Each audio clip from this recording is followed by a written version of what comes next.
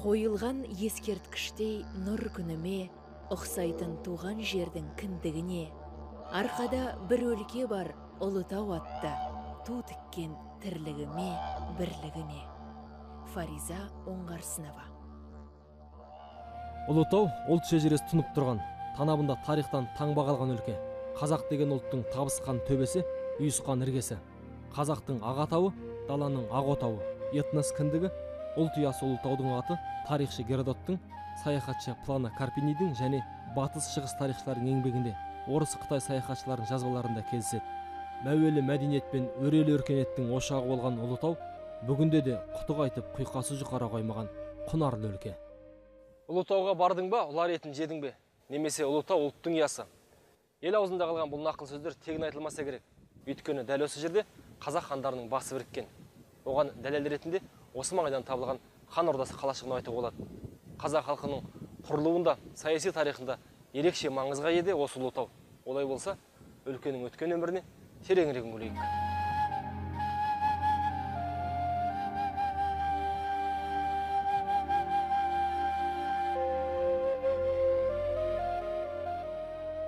Ұлытау ұлттық тарихи мәдени және табиғи қорық мұражайы Қазақ ССР министрлер кеңесінің 466 қаулысымен 1990 жылы 29 қарашада құрылған. Қазақстан бойынша 7 қорық мұражайы бар, республикалық маңызы бар. Осы мәдениет комитетіне бағынысты бұл мекемелер. Ол енді атап айтатын болсақ, Абай, Жидебай бөрі дейміз, Семейдегі, Ордабасы, Тамғалы, Отырар, Әзірет Сұлтан, ежелгі Тараз ескерткіштері. Сосын міне өзіміздің Ұлытау ұлттық тарихи мәдени табиғи қорық мұражайы. Археология залы, кезде Ұлытау өңірінің археологиялық архитектуралық ескерткіштерінің суреттері қойылған. Тұрған Айбас тарасы, бұл енді жаңағы Сарыл ауылына арасында Айбас деген жерде қола дәуірінің ескерткіші. Мұны қазір Алматы археология институты зерттеу үстінде археологиялық қазба жұмыстарын жүргізуде. Мына кезде енді мына қыш құмыралар Басқамар қалашығынан табылған қыш құмыралар археологиялық қазба жұмыстары кезінде. Бұл кезде де қазір Алматыдан қазба жұмыстарын жүргізіп жатыр. Бұл енді Басқамар қалашығы Ұлытау жезқазған бағытында жолда оң жақта орналасқан. Мына кезде енді мына тұрған суреттер жаңа Ұлытау өңірінің архитектуралық ескерткіштері орта ғасырлық Жошы хан мазары, Домба ауылдығы, Алаша хан мазары, хан ордасы. Бұл кезде Ұлытау өңірінің жалпы археологиялық ескерткіштерге бай өңір. Кезінде археолог хан Марғұлан 10 шақты қаланы орнын ашып кеткен болса, қазір кейінгі археолог қауымдарымыз 20-дан 30 шақты барып отыр. Тас мүсіндері осы Ұлытау өңірінде көптеп кездеседі. Жаңағы бұл тас мүсіндері түркі, қыпшақ деп екіге бөлінеді. Осы Ұлытау жаңағы арғын археологдарында Қорған тас жағында осы тас мүсіндері көптеп кездеседі. Қазір де осы Алаш Қаспан мұражайында тұр. Мына бір ерекше тас мүсінге тоқталайықшы. Енді бұл тас мүсін әйел адамның мүсініне бейнеленген тас мүсін, 5-6 ғасырдың мүсіні. Қарап байқап тұрсаңыз, құлағында жаңағы сырғасы бейнеленген. Енді мына жақта міне айдар бар, баланың тас мүсіні міне. Бұл да бәрі осы Ұлытау өңірінен табылған ескерткіштер.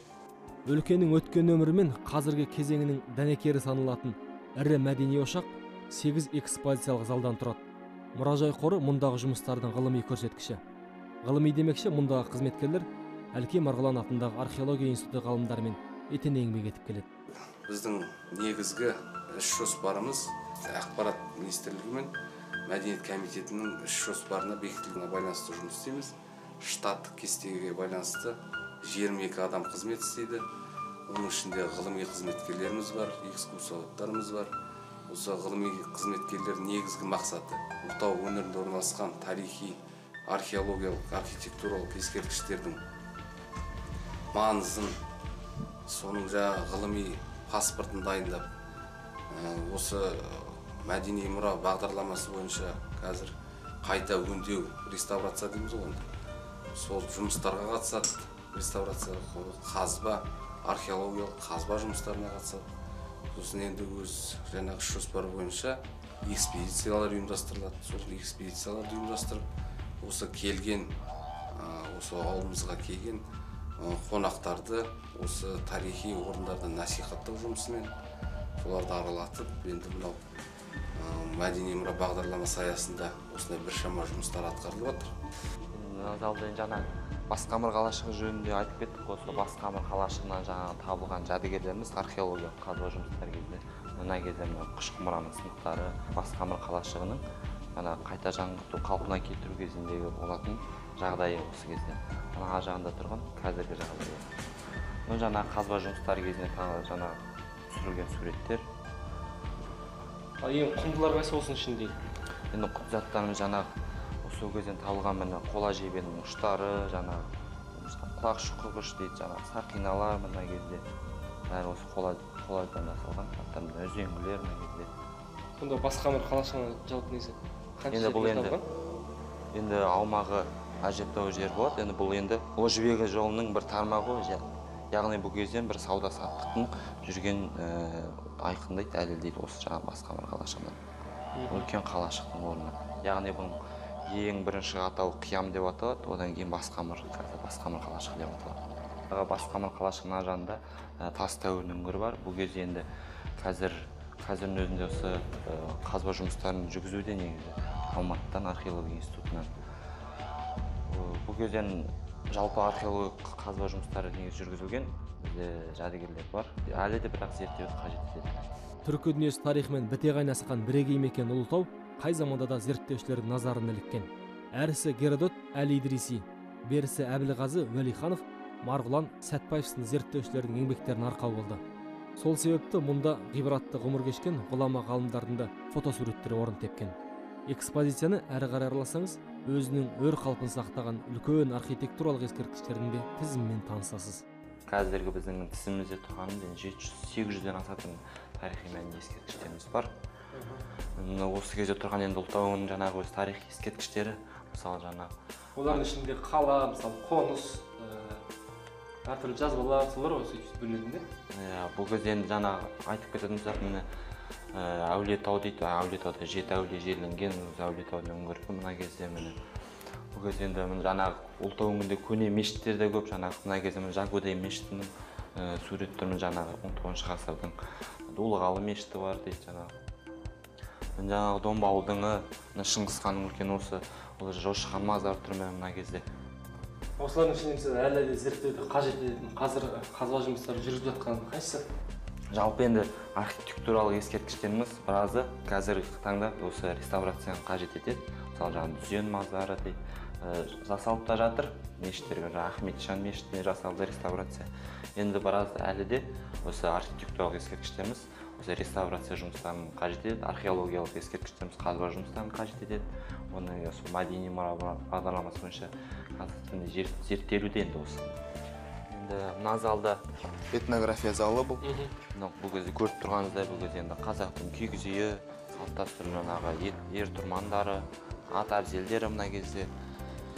Мына жақта енді жаңағы бүркітшінің құрал саймандары, қазақтардың осы тұрмыс шаруашылыққа пайдаланған заттары, құрық, мына кезде бақан шаңырақты көтеруге, мына кезде шилер тұрысы жаңағы шаруашылыққа пайдаланған.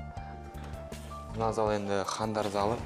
Бұл кезде енді қазақ хандарының жаңағы көпірсіз суреттермен мына кезде Абылай хан ақ кигізге хан сайлау рәсім етіп көтеруде. Жошы ханның мазарының макеті. Мына кірпіштер, Жошы хан мазарының кірпіштері. Мына кірпіштер оригинал өзінің түпнұсқасы кірпіштері. Кейінгі мынау реставрациядан кейінгі кірпіштері. Кейінгі реставраторлар, яғни осы түпнұсқасын осы кірпіштің түсін шығарамады, өзіңіз байқап отырсыздар. Бірақ құрамы бірдейсі ғой. Сол жергілікті құмнан күйдіріп жасалған енді бірақ. Мынау болған мазарынан жаңағы табылған кірпіш, бұл жаңағы бөрінің таңбасы басылған, өзі бөрінің таңбасы мынау ана жерге басып көріңіз. Мына жерге болған Жошы ханның қызы деп айтылады осы тарихи деректерде. Онан қараңыз өте дәл өзі. Қорғасын болып жатыр ғой? Бұл қорғасын кейін өзіміз құйып жасалған не бар. Қазақтың ұлт болып ұйысқан кіндігі саналатын қастерлі мекенде Әмір Темірмен бірге бір қатар тарихи тұлғалардың табанының ізі қалған. Шежірелі Ұлытаудың бір шоқысында бұл дүниеде жауласып өткен Едіге мен Тоқтамыс қатар жатыр. Желмая мен Жерұйғыз деген асан қайғың да қабірі осында. Ұлан байтақ Жошы ұлысының да орталығы болған Ұлытау бір кездері. Сол Жошы ордасынан табылған мына диірменде экспозициядағы құнды жәдігерлердің бірі. Ұлттық мұражай дәл осы ерекше мекеннің тарихи ландшафтын осындай ескерткіштерін қорғау мен пайдалану мақсатында құрылған болатын. 25 объекті кешен дейміз. Осы негізі жалпы мұражай, қорық мұражайына қарасты 25 тарихи кешеннің орны бар. Енді ол комплекс қой, кешен болғаннан кейін. Жаңағы бір кешеннің ішінде жаңағы бәлен ескерткіш бар. Ал енді жаңағы біз ашық аспан астындағы мұражай болып есептелеміз негізінде. Бірақ оған қарамастан жаңағы бізде мынау Басқамыр қалашығынан табылған археологиялық жәдігерлеріміз бар. Жошы хан қорынан табылған жаңа кірпіштеріміз бар. Енді негізгі қордың саны бізде 3000-нан астам жәдігердің негізгі қосалқыны қоспағанда. Қорық мұражайдың бір залы Ұлытау зиялыларына арналса, келесісінде өңірде сирек кездесетін қатырылған жәндіктердің түрлері қойылған. Географиялық және ботаникалық зерттеулердің нәтижесі бойынша бұл өңірде өсімдіктің 617 түрі өсетіні анықталған. Оның 90-ның дәрілік қасиеті бар. Енді бір экспозициялық бөлме осындай өлке табиғатынан мол мәлімет береді. Ал минералдар бөлмесінде Қазақстан Ғылым Академиясының тұңғыш президенті Қаныш Сәтпаевтың мүсіні қойылған. Бұл жердегі сөреде өңірден табылған қазба байлық пен табиғи ресурстар көрсетілген.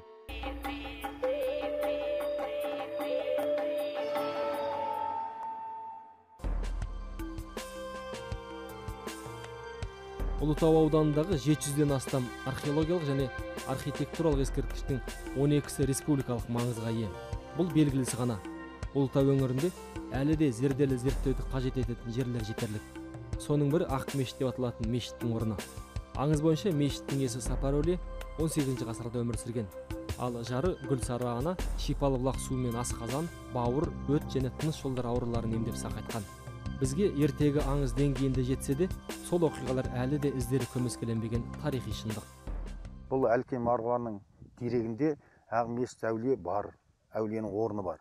Ол соны дәлелдеп отыр. Кеше қарап өлшедік, өлшегенде сол кісінің мағлұматымен жаңағы ұзындығы 20 метр, ені 9-да бірдеме, сол 3 бөлме үй сонымен келіп тұр. Аңыз бойынша Асан Қайғы бабамыз жер үй күзеп жүріп, Ұлытау өңіріне арнайы ат шалдырып, осы бұлақтан су ішкен. Тіпті осы өңірдің топырағын өзімен бірге ала кеткен деседі. Алайда аңыз болса да оның астарында шындық бар. Жергілікті жұрт әлі күнге дейін осы бұлақты пір тұтып, оның суын емдік су ретінде пайдаланады. Ел аузында қалған аңызға сүйенсек, табиғаты көкжелең Ұлытаудың шарбасында 7 әулие жерленген. Оның бірі Асан Қайғы бабаның бәйбішесі делінеді. Қалай десек те, мейлі ауызекі тілде айтылса да, Ұлытаудың тарих тұңғиығынан тартылған терең тамырлы қоныс екендігі хақ. Ұлытау деген негізі ертеде ертағы, кертағы деп аталды. Неше түрлі аңыз әңгімені айтаған. Содан жаңағыдай қан көтерген бұл жерде. Ішсінің басын қосқан жер. Бұл жайлау болған. Ертеде оңтүстікке көшет, жазда Ұлытауға келіп мекендейді. Мысалы мына Жошқан, Алашақан солар мекендеген. Содан мына Қан орда деген орда бар ма жерде, Амангел жағында. Сол жерде қан көтерген. Ішсінің басын қосқан билері, әмбиелер қандар келіп біріккен. Сол жерде өздерінің құрылтайын етеді, сол жерде бір қанды көтереді. Қан ордасы дейді оны. Сонда жаңағыдай неткен, мынау қандай ел, мынау Ұлытауға келдік, бәленбай қанымыз қан болды, биіміз би болды. Бұны Ұлытаудың қасиетін қалай айтамыз? Мынау ертағы кертағы, жоқ, бұл ертағы кертағы болмасын. Бұл Ұлытау ұлы жер екен. Бәрімізді қан қылды, би қылды. Осындай қасиетті елді мекен бұл. Сондықтан бұны Ұлытау деп қояйық, ұлы жер деп қояйық. Содан Ұлытау аталған. Бүгінде қазақ сахарасында Ұлытауды білмейтін, Ұлытауды ұлықтамайтын ұлан жоқ. Ұлытаудың қолқа қолаты кенішке, төбесі мен белесі тарихқа тұнған еңселі ұйық. Бұл Тәукені ақ киіз көтеріп қан көтерген жер. Бұл Абылай хан ордасын тіккен, Керей мен Жәнібек ен жайлаған айбарлы атамекен. Батудың жеңісті жаугершілік жорыққа аттанған, 300-ді қамтыған Кенесары көтерілісінің ту тіккен орталығы. Бұл Алаш жұртының басын құраған делінетін Алашахан мәңгілік тыныстаған қасиетті атақоныс. Бұл ең әуелі қазақ этносының қалыптасу тарихымен мейлінше терең байланысқан аймақ.